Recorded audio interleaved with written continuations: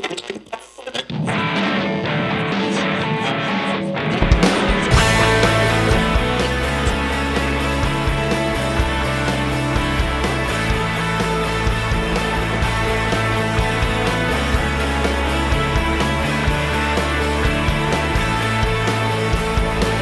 listening to KX 93.5, Laguna's Only FM. I'm Scott Hayes. This is Radio Caravan, and of course, I'm here with my co-host, Robert Palmer, who's in a rare form today. Yo, yo, yo. I want to introduce our guest this way. We got all the cameras going, yes. Engineering, we're good to go. Excellent, thumbs up. I'm going to read you a couple of things, Robert, about our guest this morning. Got your text, Laguna, Larry. Keep listening. Oh, good. Yeah. That's nice.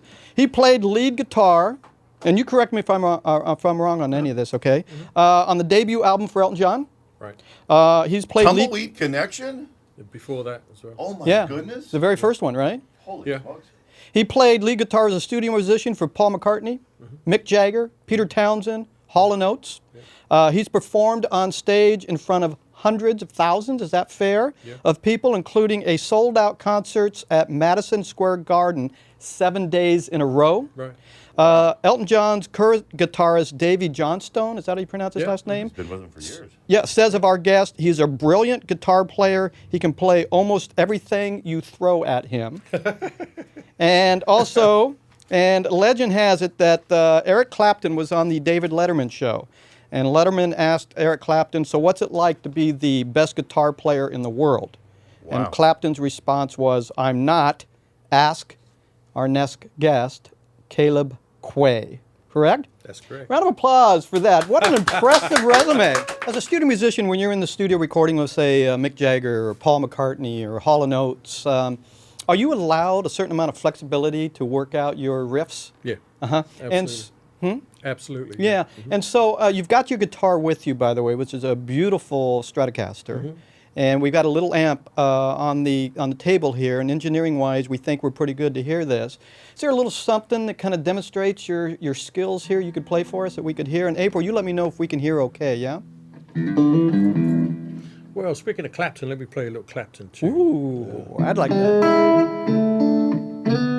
Change the World. Yeah. Gorgeous song.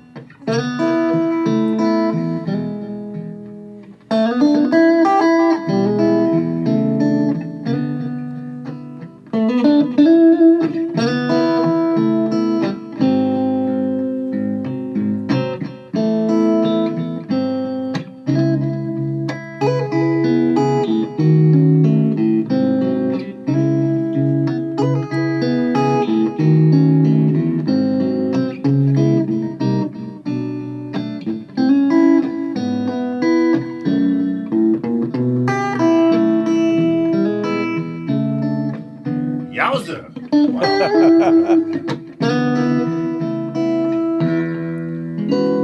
Woo! Beautiful!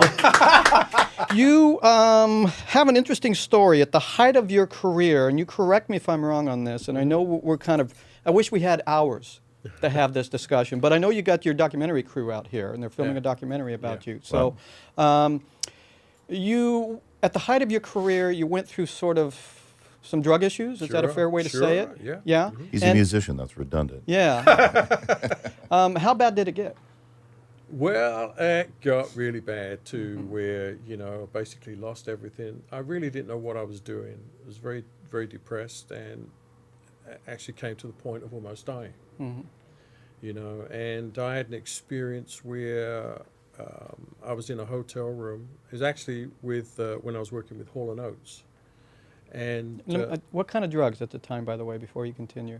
Basically, you name it. Okay. Heroin? All of it. Okay. Yeah. Yeah.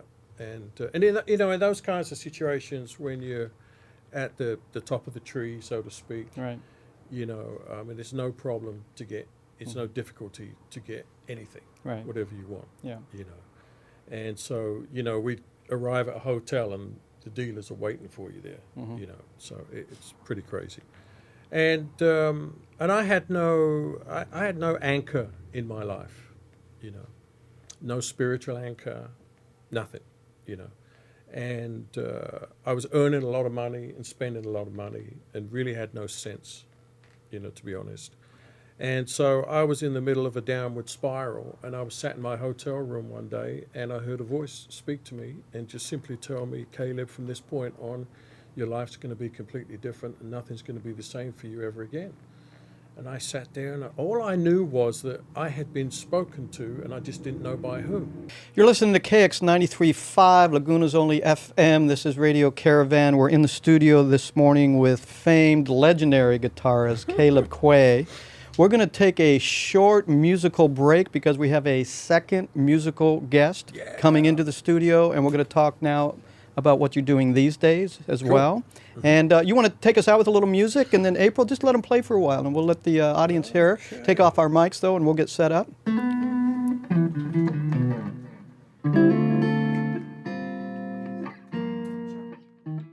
We handle everything from general corporate formation, partnership, real estate. We have a full-service litigation practice, and we also have a group of lawyers that handle bankruptcy and general insolvency matters. We offer big firm experience with a small firm feel. The person that you're hiring is the person who's going to be representing you throughout your entire map. The slogan of redefining full service attempts to capture two things. One, an explanation of the breadth or the diversity of the legal services that we provide, but also to recognize that our service to our community does not end with our legal services. Whether it's a pro bono opportunity where we're representing people for free, or whether we're actually volunteering on a project like Habitat for Humanity, for example. It includes the philanthropic efforts, the volunteering of time, and the donating of resources outside just the four corners of this law office.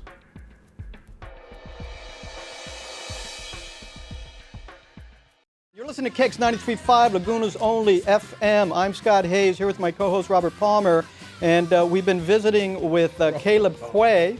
It's funny that his name's Robert Palmer. Yeah, huh? I knew Robert. Yeah. Yeah, I died in Paris 12 years ago, so I had a good life, though. So we're going to bring in our next guest, but I'm going to let the music and his appearance sort of dictate how this goes. Quick question for the camera guys. Am I moving this mic over here for him to sing? Yes, you Great. are. And the keyboards, April's ready to go. Let's hear this song a little louder, and let's bring in our next guest. Pull it up, April. It's Elton John! Oh my God! Pleasure to meet you. I'm back to dinner. I had all those skills when I got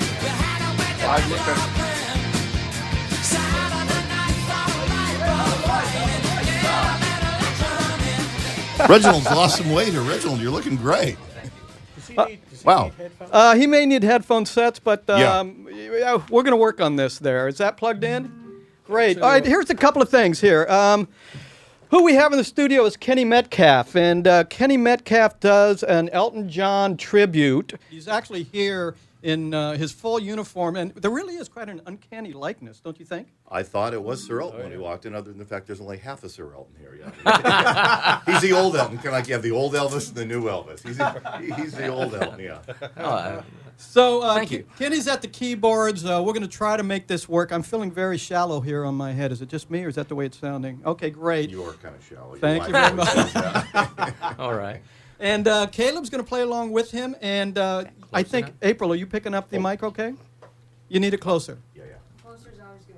Close is Closer's always good. good. All right. Well, we could always, as you play, I'll pull it. Oh, yeah, we could do we that. could always just like slide that forward. As long as I don't hit Caleb, you know.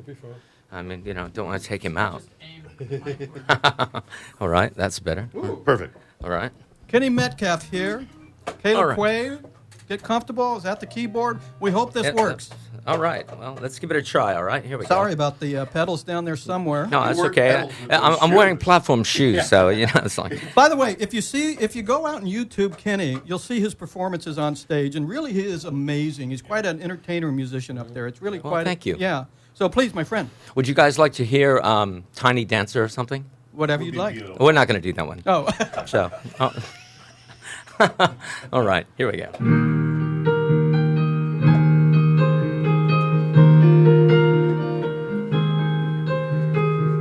Well, it's a little bit funny, this feeling inside.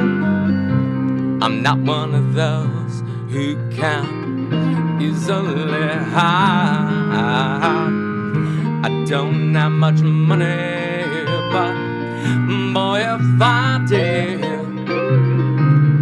I'd buy a big house where we both could live. If I was a sculptor, then again, no, or a man makes potions in the traveling show. I know it's not much, but it's the best I can do. My gift is my song, and this one's for you. And you can tell everybody this is a song. It may be quite simple, but now that it's done, I hope you don't mind, I hope you don't mind that I put down in words how wonderful life is while you're in the world.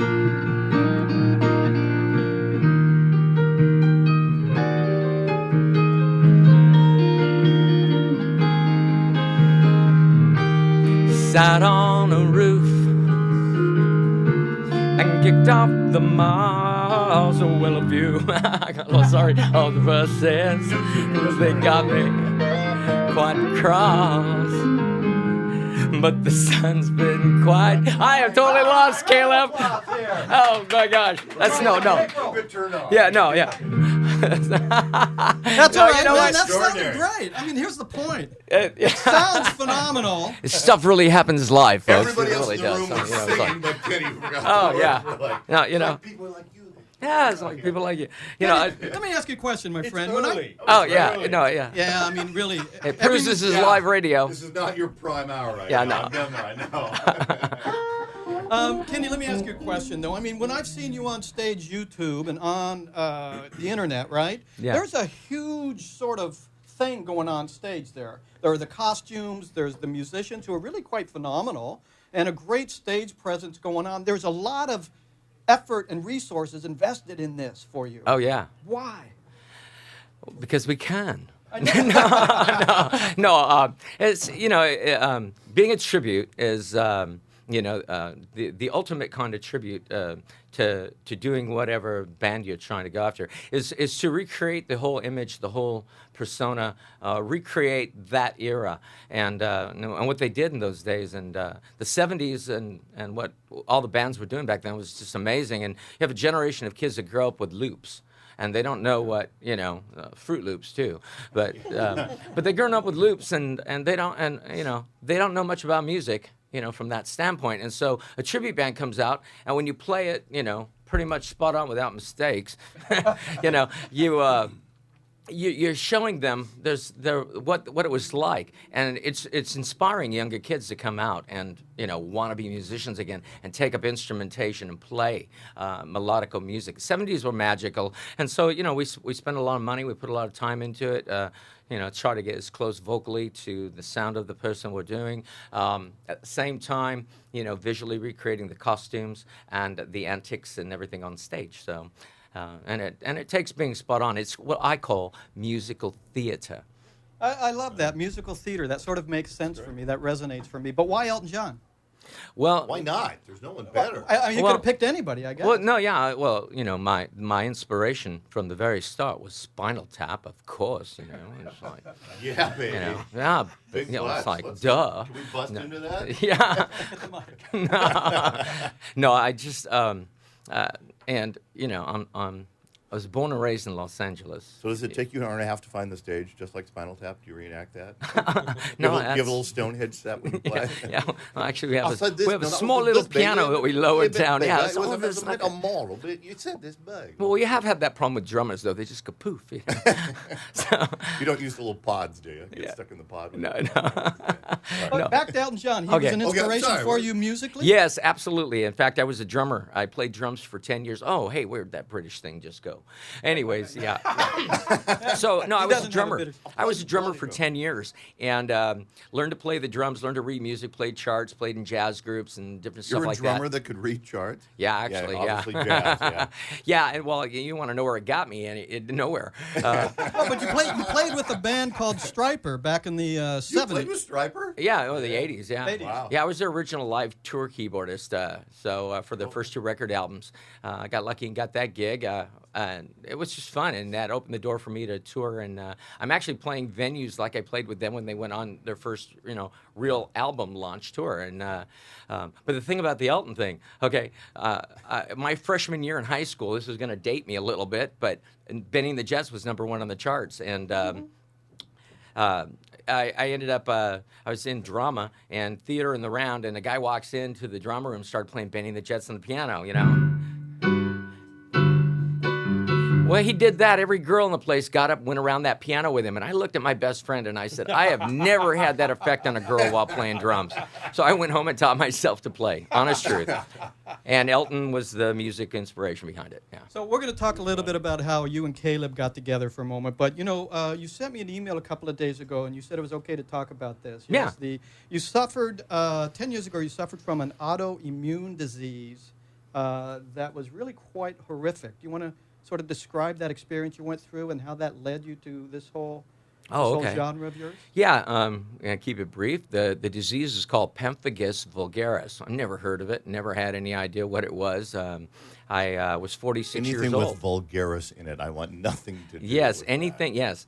You know what? And it took the doctors 8 months to figure out what it was that was killing me. And it was literally just started with a sore in the back of my throat, and I thought I was eating French fries. I thought I'd burned myself with a hot fryer or something, And then it kept spreading and in my mouth, and it got to the point where the middle of soft bread, white bread, is so soft, If I bit into that, it would tear my gums off my mouth. So to swallow water was like drinking broken glass. You get discouraged on eating, and well, it was spreading, and then it got outside my skin, and it causes your skin to detach. And so sores create, and they don't heal, and it keeps spreading, and it gets worse and worse. And I didn't know what it was, and I just was asking God for a miracle. And 2 years, almost 2 years to that time, it took me to death's door, to where, in that process, I'd asked God to kill me 3 times. It was so painful. I was laying on the bathroom floor because I couldn't sleep anywhere else. I literally was covered with these sores that were just bleeding, and I couldn't wear clothes. It got that bad because they'd stick to my skin, and literally just a little movement that we have with our normal clothes would tear my skin off. I rarely say, fortunately, your prayers were not answered, but they were not, and you're still here. So it was that bad? Oh, no, it was Wow. that bad. It took me, it literally, and each time that happened where I asked God to kill me, because it was so painful, I was ready to leave everything. When you're willing to leave your spouse, your kids, your grandkids, right. And, nothing matters in life anymore because the pain was so bad. It was that horrific. But every time that I asked God to kill me, I said, nevertheless, not my will, yours be done. Right. If this is what you want, I'm okay with it. And it took me to death's door. They wheeled me in at UCI, and it was my last day on earth. I was literally a 125-pound vegetable in a wheelchair. And as they started taking me in to the UCI burn ward, my wife says, "You're not leaving yet." And something happened in my spirit, and it just changed. The doctor said, they told me, they said, "We can't take credit for your turnaround, for that. They can take credit for, doctoring me up, putting bandages on me, and filling me full of medication and stuff, which they still do, to this day. But I don't have all the scarring on me and all of that, So in that process, it took 3 years of recovery in bed, and then I'm still recovering. My immune system is still compromised. It's just sedated, under control kind of thing. You look great. You and Caleb have a lot in common. Thank you. Sounds like, yeah. So, how did you and Caleb sort of hook up then in this sort of arrangement here? Musical spiritual revolution here. Well, I met Caleb at the NAMM show, Right. National NAMM Association of Music Merchants, I and see it every year.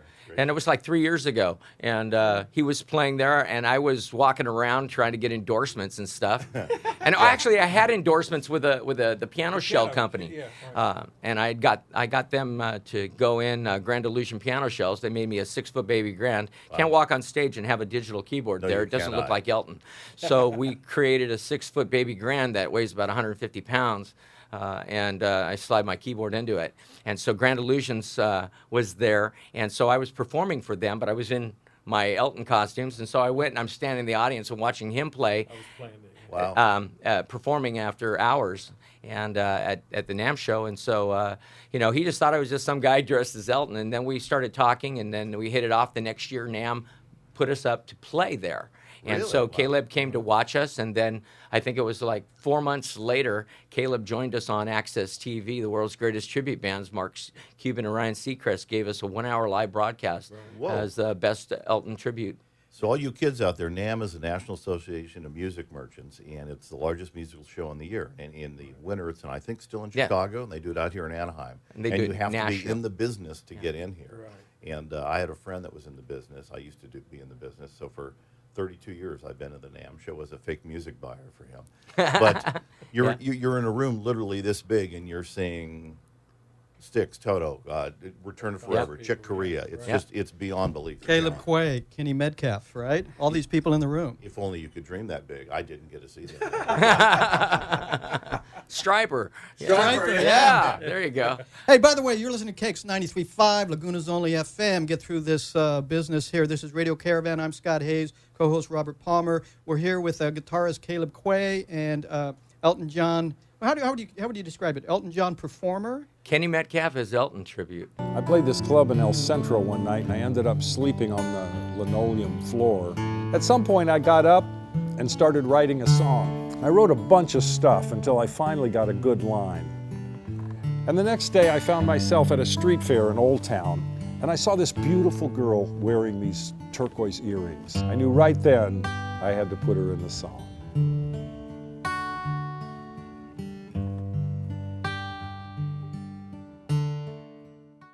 Hi, I'm David Wilhelm, and this is Jimmy's Famous American Tavern. Jimmy's has been called a casual comeback for me.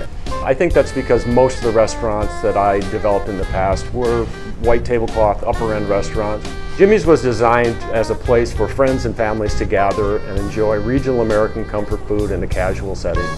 Jimmy's Famous American Tavern. Simple and traditional.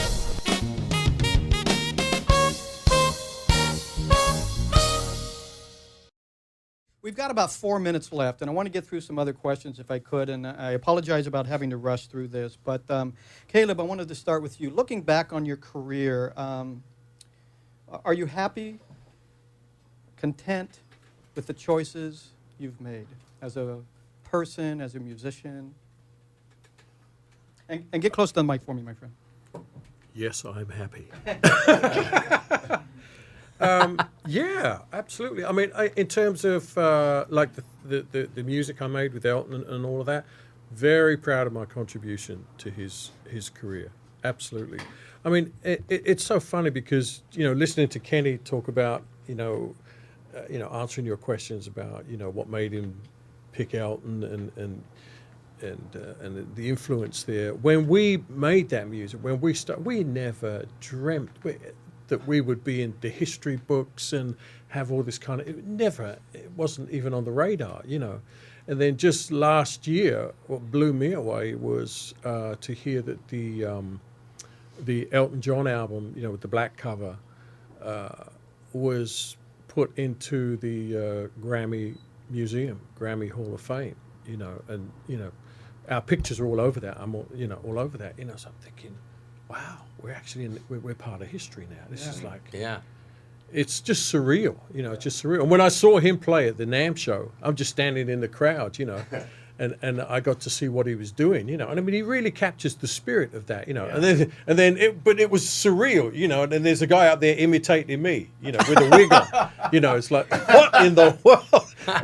So it's just surreal, But it's beautiful. It's great, because if Picasso once made a great statement. He said, an artist is the sum total of his influences.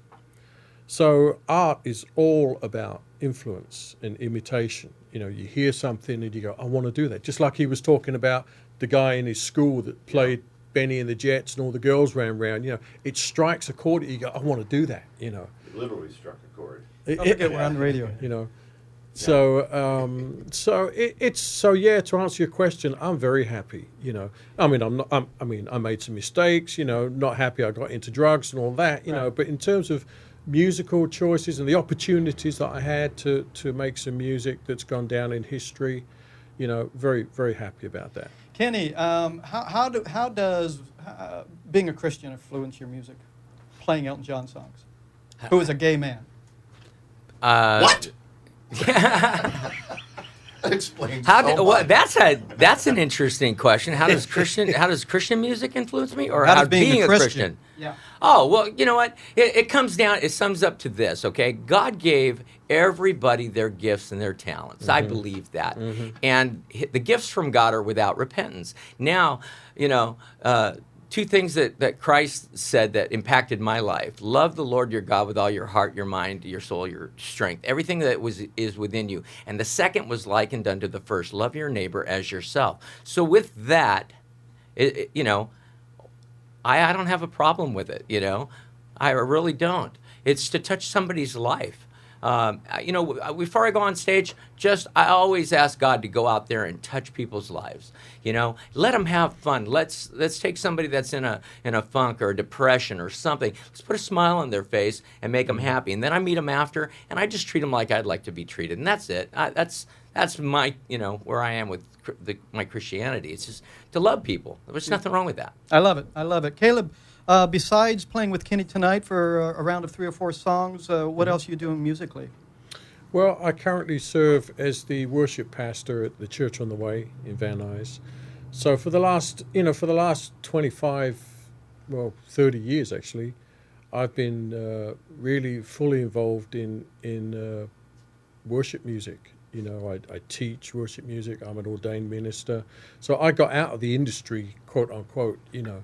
And so it's really funny. It's now at my age, it's like God saying, I want you to get back in there and bring some light back in there, you know. So I'm with Kenny in that, you know, God gave us this gift of music, you know, and the idea behind it is to bless people. You know, so if I can bring a smile to somebody, to you know, and uplift somebody's heart just by playing my guitar and using my musical gift to make the world, you know, hopefully a little lighter, brighter place, you know, I'm doing my job, you know. Who's the greatest guitar player in the world? Oh, boy. That's such a tricky question. Quay. Well, according to a lot of people, that's true. Hey, let's do this. We got 1 minute, April. You want to take us out with a little music, one last little bit of something, you guys, whatever you want? Yeah, want me to do the second half of the... No, Yeah, no, I'm kidding. I'm let's teasing. repair. All right. Caleb, You want to do Quay. Benny and the Jets or something? Yeah, do that Go one. for That it. sounds fun. Make it happen. What key are you in? I don't know. G? G. That'll do. Yeah.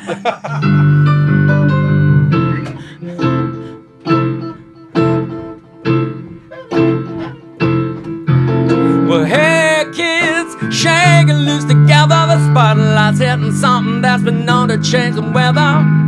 Kill the fight and cough, and not so stick around. You gotta hear electric music's all it wants to sound. Say, Candy and Ronnie, have you seen them yet? Oh, but they're so spaced out. Benny and the Jets. Oh, they're sweet and they're wonderful. Oh, Benny, she's a really can. She's got electric boots, a mohair suit. You know, I read it in a magazine. Oh, but Benny and the Jets.